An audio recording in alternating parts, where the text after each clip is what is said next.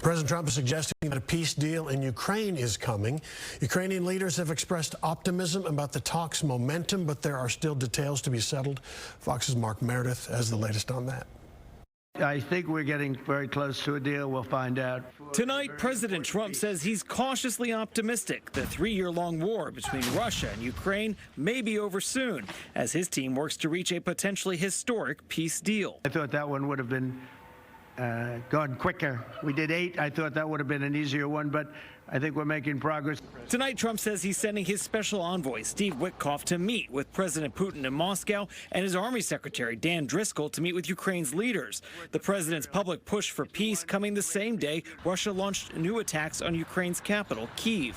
Ukrainian officials say at least 7 people are dead after a Russian missile barrage hit multiple targets, including an apartment building. Ukrainian President Volodymyr Zelensky wants to meet with Trump as soon as possible as he pushes for U.S. security guarantees for his country against future Russian aggression. Trump says a meeting will happen, quote, only when the deal to end this war is final or in its final stages. Today, Russia's foreign minister said he believes any agreement is still in flux.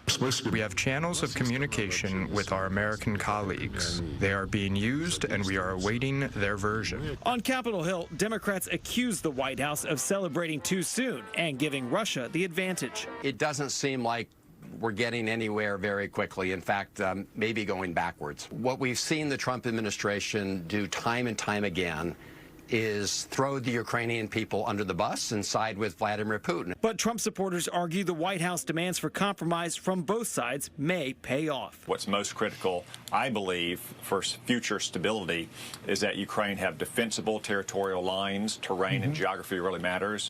It should be fairly quiet in Washington over the Thanksgiving holiday. President Trump will spend his time in Florida. Vice President Vance will be with his family, but he's also making a stop at Fort Campbell, Kentucky on Wednesday to thank American service members and their families. At the White House, Mark Meredith, Fox News.